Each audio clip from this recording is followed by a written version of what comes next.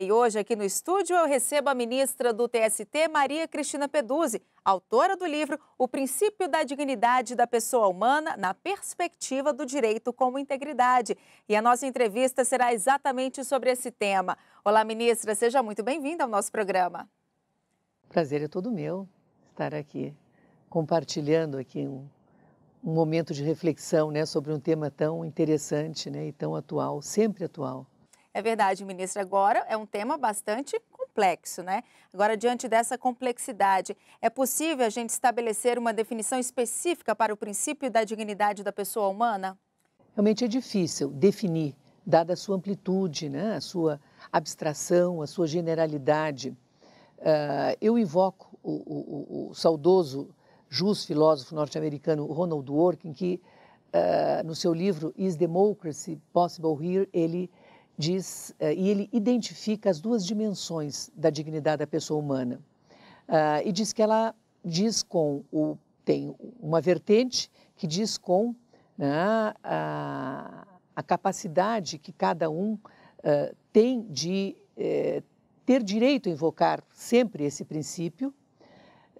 Ele chama que é da dignidade intrínseca, porque cada homem, pelo fato de existir, ele tem direito a receber por parte do Estado, por parte do cidadão, consideração e respeito. Então, pelo só fato de existir, isso vem desde Kant.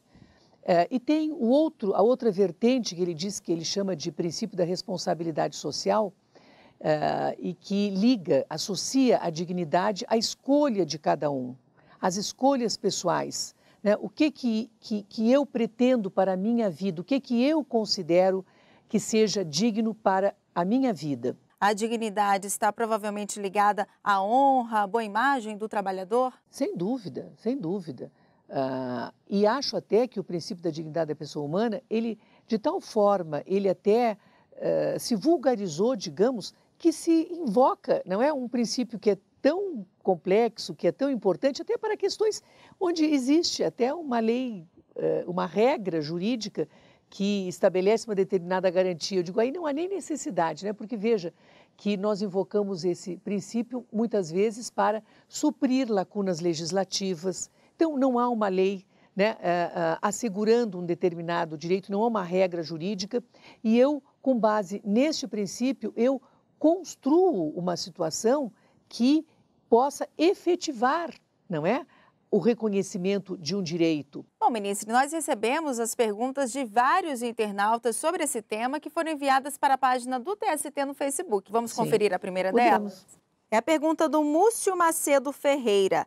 Ele fala que muitos trabalhadores são humilhados no ambiente de trabalho e acabam pedindo demissão. Ele pergunta qual proteção pode ser dada ao trabalhador nesses casos. Essa hipótese de assédio, em geral, nós qualificamos como assédio moral hoje, né? Humilhação, atos que não dignificam, digamos, o trabalhador, que ao contrário, né, investem, né, contra a sua condição de empregado, hoje nós definimos como assédio moral. Então, qual é o direito que o empregado tem? O empregado tem o direito de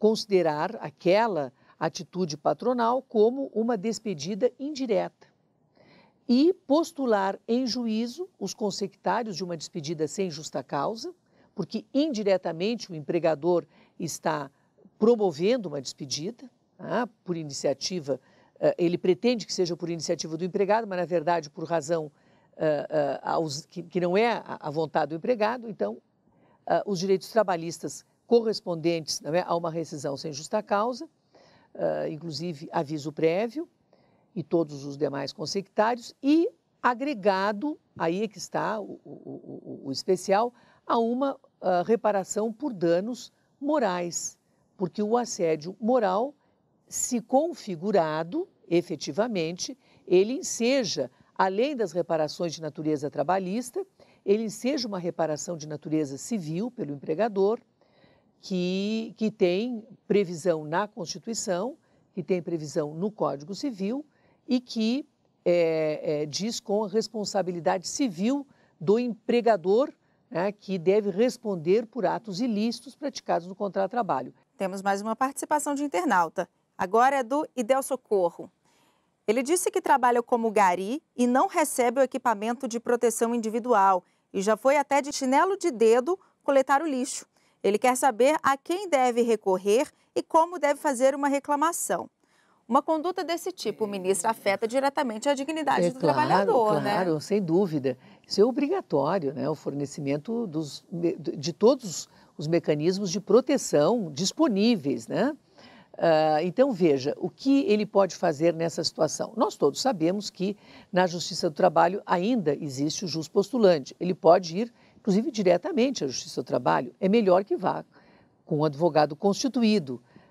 Mas ele tem, então, portanto, o acesso à Justiça do Trabalho, ajuizando uma reclamação trabalhista para que seja, no seu caso individual, fornecido equipamento e, se houver, digamos, algum prejuízo que possa se constatar por esse ato do empregador, ele pode, inclusive, e primeiro ele pode também pretender que cesse imediatamente a exigência de trabalho sem as condições, né, até liminarmente.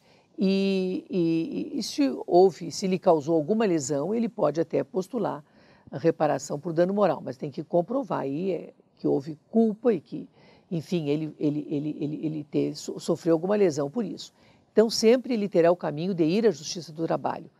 Agora, em relação, se ele quiser uma providência, digamos, que me parece mais efetiva em termos de corrigir, porque não deve só em relação a ele, essa prática deve ocorrer em relação à coletividade de trabalhadores, pode se formular uma denúncia ao Ministério Público do Trabalho, que poderá atuar coletivamente, por meio de uma ação coletiva, para que não só se forneça imediatamente para aquele trabalhador, como para todos os trabalhadores, e se imponha multa para a empresa que descumprir esta determinação legal em relação aos trabalhadores. Ministra, a gente ainda tem tempo para mais uma perguntinha de Facebook. Vamos conferir?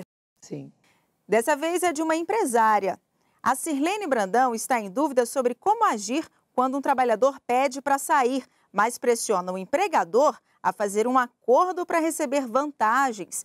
A Sirlene quer saber se o empregado pode ser denunciado criminalmente. Não é fácil, né, tipificar, não é, como crime uma discussão ou uma, digamos, né, uma situação que não esteja assim bem provada. Se efetivamente a empresa provar uma ameaça de sabotagem, uma concreta chantagem, nós teríamos aí o tipo, né? Seria um constrangimento, né? Ilegal, teríamos o tipo criminal.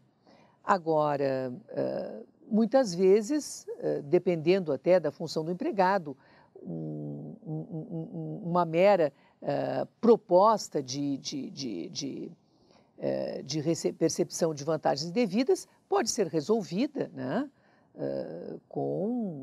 Pela própria desconfiança e pelo próprio descumprimento, né, do que se exige do empregado e do empregador, lisura nas relações, poderia ensejar um ilícito trabalhista, né, e poderia ensejar, sim, uma rescisão por justa causa por parte do empregador, numa situação dessas. Ok, ministra, muito obrigada pela entrevista. Eu que agradeço.